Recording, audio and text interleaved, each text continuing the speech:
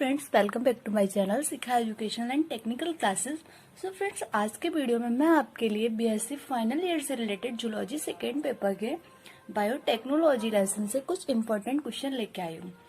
जो ये कानपुर यूनिवर्सिटी है, इसमें ये एग्जाम ऑब्जेक्टिव बेस में आता है और जो यूनिवर्सिटीज हैं, अदर यूनिवर्सिटीज का मुझे इतना कंफर्म नहीं है, बट क्वेश्चन यही रिपीट होते हैं। क्वेश्चन तो इतने ही है, इन्हीं में से रिपीट होते रहते हैं। So friends, without time waste किए अपना वीडियो स्टार्ट करते हैं। बट अगर अभी तक आपने मेरे चैनल को सब्सक्राइब नहीं किया है तो नीचे आपको रेड आइकन दिख रहा होगा, उस पर प्रेस करके चैनल को सब्सक्राइब कर लीजिए। जितना ज्यादा हो सके चैनल को सब्सक्राइब किया करो, क्योंकि इससे वीडियो जो होती है वो वायरल होती है। लाइक किया करो, कमेंट किया करो और जितना ज्यादा हो सके शेयर किया करो, जिससे एग्जाम चल रहे हैं लोगों को पढ़ने में हेल्प मिलती है। सो फ्रेंड्स, हम अपना वीडियो स्टार्ट करते हैं। बायोटेक्नोलॉजी यूनिट से है ये हमारा औषधि जैव प्रौद्योगिकी। तो इसमें हमारा फर्स्ट क्वेश्चन है, प्रतिजैविक की प्राप्ति निर्भर करती है। जो प्रतिजैविक है, जो इसकी प्राप्ति है वो किस पर निर्भर करती है? माध्यम के पीएच पर भी करती है, संरूप की आयु पर भी करती है और ये माध्यम के संगठन पर भी करती है। देन हमें किस पर टिक लगाना है? जो ऑल ऑफ द एबव होता है, मतलब उपर्युक्त सभी करके आपके क्वेश्चन पेपर में लिखा होगा, तो आप उसको टिक कीजिए। ओके। वृद्धि की किस अवस्था के दौरान जो पेनिसिलियम क्राइसोजीनम प्रतिजैविक का उत्पादन होता है? तो वृद्धि की कौन सी स्टेज होती है जिसके दौरान पेनिसिलियम क्राइसोजीनम प्रतिजैविक का जो उत्पादन होता है? तो सेकेंड स्टेज के दौरान होता है। ऑक्सीटेट्रासाइक्लिन टेरामाइसिन के लिए किण्वन है। जो ऑक्सीटेट्रासाइक्लिन है, मतलब इसको टेरामाइसिन बोलते हैं, के लिए किण्वन का माध्यम क्या है? तो CSL स्टार्च, NH4 का whole twice, SO4 NaCl, CaCO3। Okay.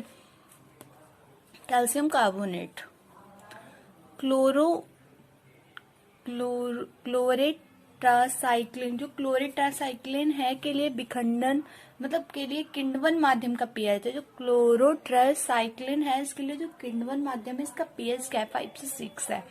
सामान्य ताप पर पेनिसिलिन जो है वो रहती है, सामान्य ताप पर पेनिसिलिन जलीय अवस्था में रहती है। जो इसकी स्टेज होती है वो जलीय अवस्था में रहती है। अम्लीय पीएच पर किस अवस्था में रहते हैं? तो ये विलायक अवस्था में रहते हैं, सॉल्यूट स्टेज पर रहते हैं, ये सॉल्यूट स्टेज पर रहते हैं। क्लोरोटेट्रासाइक्लिन घुलनशील होती है। जो क्लोरोटेट्रासाइक्लिन है ये किस में घुलनशील होती है? तो ये वाटर में घुलनशील होती है। पेनिसिलिन का उत्पादन होता है ऑक्सीकिण्वन द्वारा। जो ये पेनिसिलिन है इसका जो उत्पादन होता है ये ऑक्सीकिण्वन के द्वारा होता है। स्ट्रेप्टोमाइसिन के उत्पादन के लिए माध्यम का संगठन है सोयाबीन। जो स्ट्रेप्टोमाइसिन है इसके उत्पादन के लिए जो माध्यम का संगठन होता है ये सोयाबीन, खाद, ग्लूकोज, पेप्टोन, माल्ट, निष्कर्ष, मतलब NaCl। आपको उस पर टिक कर देना, सोयाबीन, खाद, ग्लूकोज, पेप्टोन, निष्कर्ष तथा NaCl। ऐसा आपको एक ऑप्शन दिखेगा, इस पर आप टिक कर देना। निम्न में से कौन सा टेट्रासाइक्लिन उत्पन्न करता है? तो ये 4 हमें ऑप्शन मिलेंगे। ऑप्शन कुछ भी हो सकता है। ऑप्शन अगर ये 4 है तो आपको सारे पे क्लियर करना है, जैसे स्ट्रेप्टोमाइसिस आर्फिफेशियंस एंड स्ट्रेप्टोमाइसिस रोमेसिन नोकार्डिया एंड ये जो सल्फूरिया। अगर आपको ये वाले ऑप्शन मिलते हैं तो आप सब में टिक कर दीजिए। और अगर आपको इनमें से 1-2 मिलते हैं तो ऐसा होगा A या C में से दोनों या फिर एक ही होगा इनमें से, तो आप उस पर टिक कर दीजिए। तो फ्रेंड्स, हम बढ़ते हैं अपने नेक्स्ट क्वेश्चन की तरफ। निम्न में से कौन सा अग्रगामी पेनिसिलिन जी प्राप्त के लिए माध्यम में मिलाया जाए? तो कौन सा अग्रगामी पेनिसिलिन है जो पेनिसिलिन जी प्राप्त करने के लिए जो माध्यम में मिलाया जाता है? वो है फिनाइल एस्टिक एसिड। क्लोरोटेट्रासाइक्लिन की उच्च मात्रा में प्राप्ति के लिए आवश्यकता होती है। जो क्लोरोटेट्रासाइक्लिन है उसकी जो उच्च मात्रा होती है उसकी प्राप्ति के लिए सतत वातन की आवश्यकता होती है। पेनिसिलिन के लिए किण्वन हेतु संरूप तैयार किया जाता है जय के बीजों पर। किसके बीजों पर तैयार किया जाता है? जय के बीजों पर। निम्न में से कौन सा परिवर्तन पेनिसिलियम क्राइसोजीनम की वृद्धि की तृतीय अवस्था में, कौन सा जो इसका परिवर्तन है वो पेनिसिलियम क्राइसोजीनम की वृद्धि की तृतीय अवस्था में? तो माध्यम में प्रतिजैविक की सांद्रता बढ़ जाती है, ये भी सही पॉइंट है। माध्यम का संलयन प्रारंभ हो जाता है, ये भी सही पॉइंट है। अमोनिया के मुक्त होने के कारण पीएच की अल्प वृद्धि हो जाती है, ये भी सही पॉइंट है। तो हमें ये ऑल ऑफ दी अबव उपर्युक्त सभी पर टिक करना। आप भी पॉइंट देख लेना, मे भी ये पॉइंट मिले नहीं मिले, तो आपको जो राइट पॉइंट इसमें से दिख रहा हो उस पर क्लिक कर लेना। मे भी 2 हो, मे भी 1 पॉइंट ही आए, तो आप उस पर क्लिक कर लेना, उस पर टिक कर लेना। निम्न में से कौन सा लक्षण आदर्श टीके के लिए सही नहीं है? तो टीकाकरण की तकनीक जटिल होनी चाहिए। तो टीकाकरण की तकनीक है ये जटिल होनी चाहिए। एंड पुनर्योगज टीके के अंतर्गत आते हैं डीएनए टीके और पुनर्योगज पॉलीपेप्टाइड। ये सॉरी फ्रेंड्स गलत हो गया, ये पॉलीपेप्टाइड डीएनए टीके और पुनर्योगज पॉलीपेप्टाइड टीके। निम्न में से किसे टीकों टीकों की तीसरी क्रांति किसे कहते हैं? आपको 4 ऑप्शन मिलेंगे, आपको कंफर्म ही है, तो अब डीएनए टीके पे टिक कर देना। ये जो सब नेक्स्ट क्वेश्चन की तरफ चलते हैं, ये तो हमारा वर्ड है वैक्सीन, इसकी व्युत्पत्ति किससे हुई है? इसकी व्युत्पत्ति वैका वर्ड से हुई है। निम्न में से किसके लिए मोनोक्लोनल एंटीबॉडी का प्रयोग किया जाता है? रोग निदान, रोग उपचार, इम्यूनो प्यूरिफिकेशन एंड 4 है हमारा ऑल ऑफ द अबव। तो इसमें से तो तीनों पॉइंट सही है, तो हमें ऑल ऑफ द अबव पर टिक करना है। निम्न में से कौन सी औषधि एड्स के लिए प्रतिरोध अवरोधक नहीं है? तो ये नेल्पनविर है, ये इंडिनोविर भी है, एंड ये डेलाविरिडीन नहीं है, और ये है, ये तीनों है, ये नहीं है, तो हमें डेलाविरिडीन पर टिक कर देना है। इस लेसन को जब आप कम्प्लीटली पूरा अच्छे से डिटेल में सारा रीड करोगे तब आपको ज्यादा क्लियरिटी समझ आएगा। यहाँ तो मैं आपको बस इतना बता रही हूँ कि आप इसको रट लो, जिससे फिलहाल में आपका एग्जाम है वो क्लियर हो जाएगा। इसके बाद मैं सारा लेसन आपको डिटेल में विद नोट सारा एक एक पॉइंट क्लियर करके सारा आपको स्टडी कराऊंगी।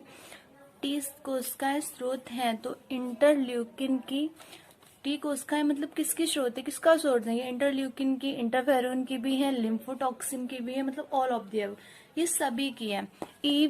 ईवीवी हाइड्रोकुम तकनीक क्या है? ईवीवी जो हाइड्रोकुम तकनीक है ये क्या है? ये दाता बी सेल्स को अमर बनाती है, right.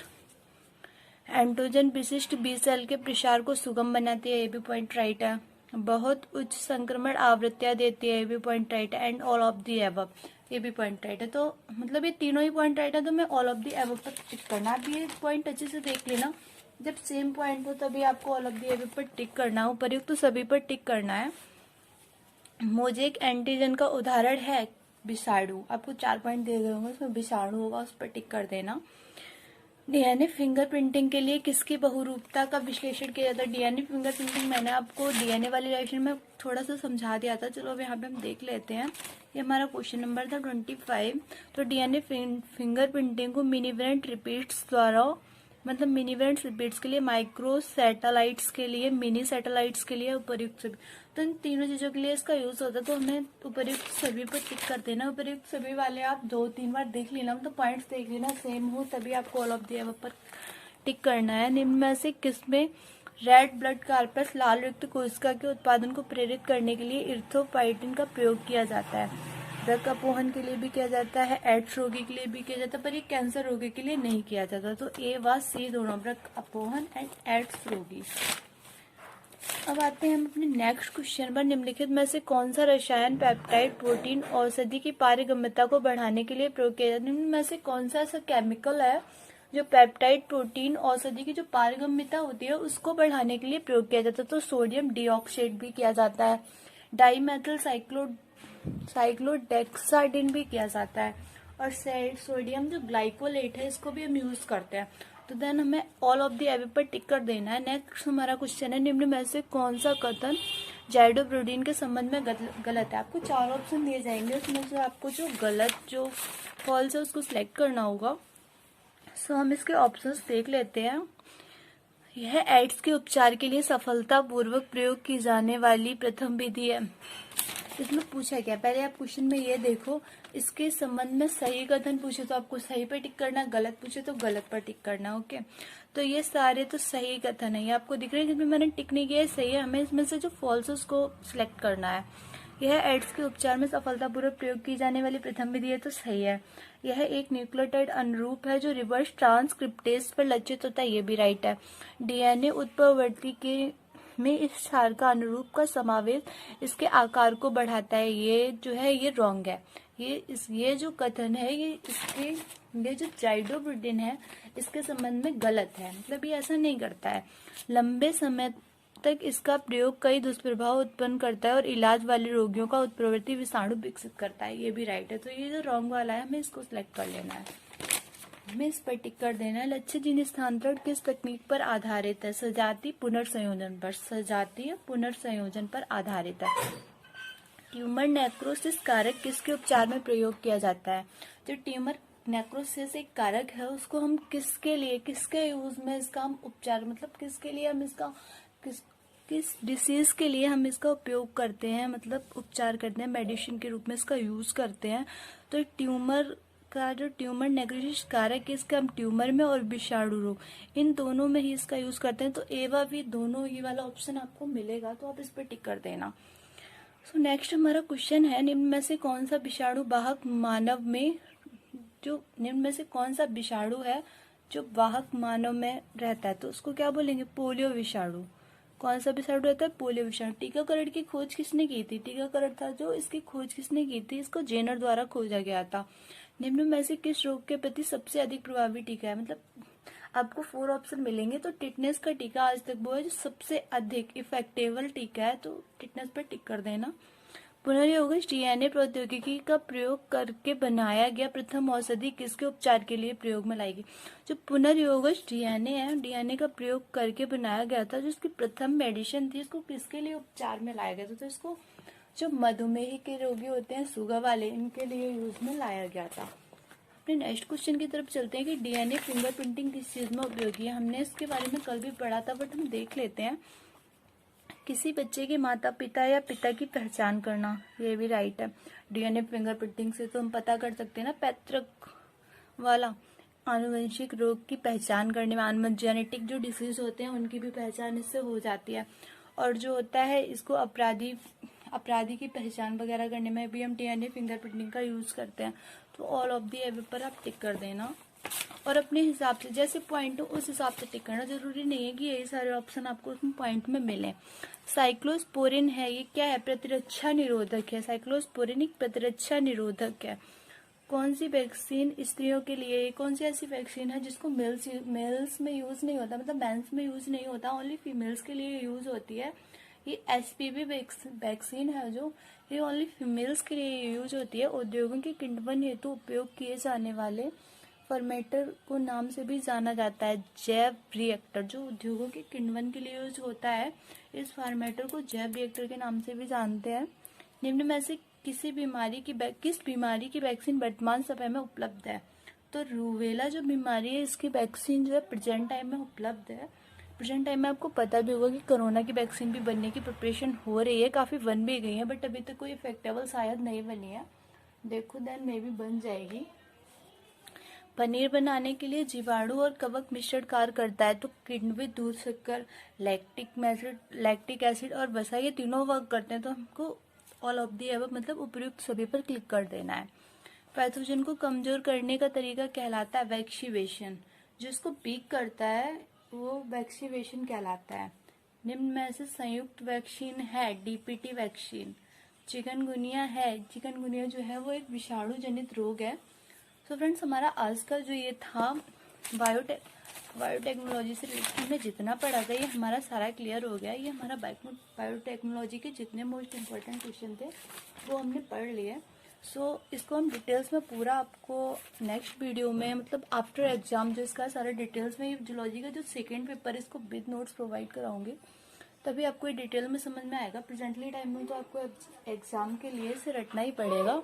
So friends, if you like my video then subscribe my channel. Also do like, comment and share. Never forget to press bell icon and never miss an updates. Thanks for watching my video.